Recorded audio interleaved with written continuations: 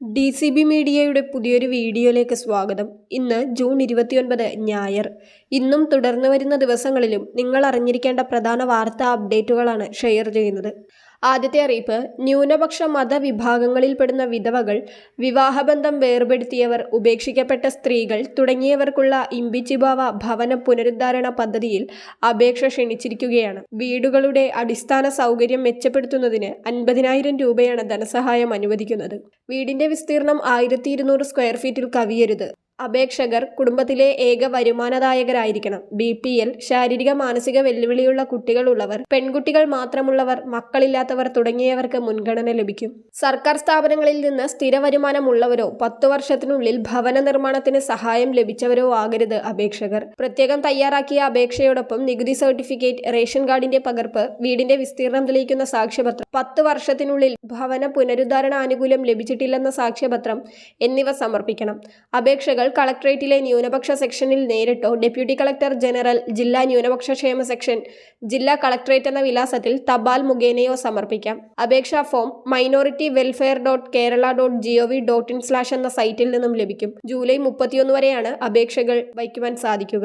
അടുത്ത അറിയിപ്പ്, 2026 ജനുവരിക്ക് ശേഷം നിർമ്മിക്കുന്ന എല്ലാ ഇരുചക്ര വാഹനങ്ങൾക്കും എഞ്ചിൻ ശേഷി പരിഗണിക്കാതെ ആന്റി ലോക്ക് ബ്രേക്കിംഗ് സിസ്റ്റം നിർബന്ധമായും ഉൾപ്പെടുത്തണമെന്ന നിർദ്ദേശവുമായി കേന്ദ്ര ഗതാഗത ഹൈവേ മന്ത്രാലയം എത്തിയിരിക്കുകയാണ്. റോഡ് അപകടങ്ങളും മരണവും കുറയ്ക്കുന്നതിനുള്ള പദ്ധതിയുടെ ഭാഗമായാണ് ഈ സുരക്ഷാ നടപടികൾ.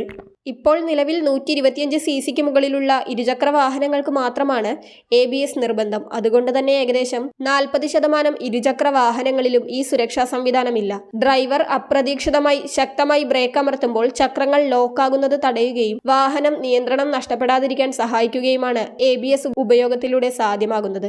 അടുത്ത അറിയിപ്പ്, മുൻഗണനാ വിഭാഗത്തിലെ മഞ്ഞ, പിങ്ക് റേഷൻ കാർഡുകളിൽ മസ്റ്ററിംഗ് നടത്താത്ത 5 ലക്ഷത്തിൽ പരം ഗുണഭോക്താക്കൾക്ക് അടുത്ത മാസം മുതൽ റേഷൻ മുടങ്ങും. ഈ കാർഡുകളിലെ അംഗങ്ങളിൽ ആരെങ്കിലും മസ്റ്ററിംഗ് നടത്തിയിട്ടുണ്ടെങ്കിൽ കാർഡ് റദ്ദാക്കില്ല. നടത്തിയിട്ടുള്ളവർക്കുള്ള റേഷൻ ലഭിക്കും. നടത്താത്തവരെ മാത്രം താൽക്കാലികമായി ഒഴിവാക്കി നോൺ കേരള റെസിഡന്റ് സ്റ്റാറ്റസ് നൽകും. ഇവർക്ക് മസ്റ്ററിംഗിന് 3 മാസത്തെ സാവകാശം നൽകും.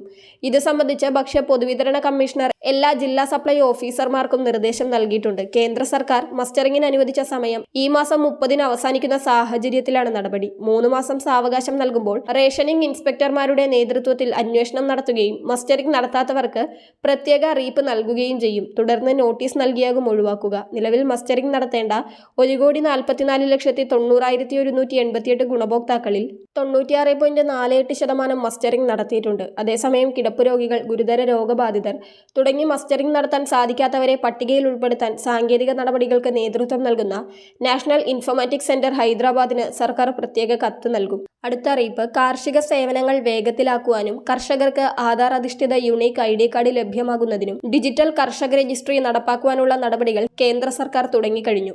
രജിസ്റ്റർ ചെയ്യാനുള്ള അവസാന തീയതി ജൂലൈ 31 ആണ്. സ്വന്തമായി ഭൂമി കൈവശമുള്ള PM കിസാൻ പദ്ധതിയുടെ ഗുണഭോക്താക്കളായ കർഷകരുടെ ഭൂമി സംബന്ധിച്ച വിവരങ്ങൾ ഉൾപ്പെടുത്തി തയ്യാറാക്കുന്ന ഡിജിറ്റൽ ഡേറ്റാബേസ് ആണ് കർഷക രജിസ്ട്രി അഥവാ ഡിജിറ്റൽ രജിസ്ട്രി. രജിസ്ട്രിയിൽ ഉൾപ്പെട്ട കർഷകരുടെ വിളകൾ സംബന്ധിച്ച വിവരങ്ങളും ഇതിലുണ്ടാകും. ഭാവിയിൽ രാജ്യത്തെ എല്ലാ കർഷകരെ സംബന്ധിച്ചുള്ള എല്ലാ വിവരങ്ങളും അടങ്ങുന്ന സമഗ്രമായ ഡിജിറ്റൽ വിവരശേഖരമായി ഇത് മാറും. സംസ്ഥാന കൃഷി വകുപ്പ് മുഖേനയാണ് ഇത് കേരളത്തിൽ നടപ്പാക്കുന്നത്. ആധാർ കാർഡ്, വസ്തുവിന്റെ നികുതിയടച്ച ഏറ്റവും പുതിയ രസീത്, ആധാർ നമ്പറുമായി ബന്ധിപ്പിച്ചിട്ടുള്ള മൊബൈൽ എന്നിവയുമായി കൃഷിഭവനുകളിൽ നേരിട്ട് ഹാജരായോ സ്വന്തമായോ അക്ഷയ പൊതുസേവന കേന്ദ്രങ്ങൾ വഴിയോ രജിസ്റ്റർ ചെയ്യാം. klfr.agristack.gov.in, farmer-registry-kl # എന്നീ ലിങ്ക് വഴി രജിസ്റ്റർ ചെയ്യാവുന്നതാണ്. നിലവിൽ 16,37,038 കർഷകർ രജിസ്റ്റർ ചെയ്തിട്ടുണ്ട്. പലിശ കുറഞ്ഞ വായ്പ, കാർഷിക ഉൽപാദനോപാധികൾ, പ്രാദേശിക പ്രത്യേകതകൾ കണക്കിലെടുത്തുള്ള നിർദ്ദേശങ്ങൾ, വിപണികളെ പറ്റിയുള്ള അറിവ്, അതിലേക്കുള്ള പ്രവേശനം എന്നിവ സാധ്യമാകും. വിവിധ പദ്ധതി ആനുകൂല്യങ്ങൾക്കും സേവനങ്ങൾക്കുമായി പ്രത്യേകമായി അപേക്ഷ സമർപ്പിക്കാതെയും ഓൺലൈനായും അപേക്ഷിക്കാനുള്ള സാഹചര്യം നിലവിൽ വരും. വിവിധ പദ്ധതികൾ ആസൂത്രണം ചെയ്യുന്നതിനും നടപ്പാക്കുന്നതിനും സർക്കാരുകളെ സഹായിക്കുവാനും രജിസ്ട്രി ഉപകരിക്കും. വളരെ പ്രധാനപ്പെട്ട ഈ വാർത്താ അപ്ഡേറ്റുകൾ മറ്റുള്ളവർക്കു കൂടി ഷെയർ ചെയ്യുക.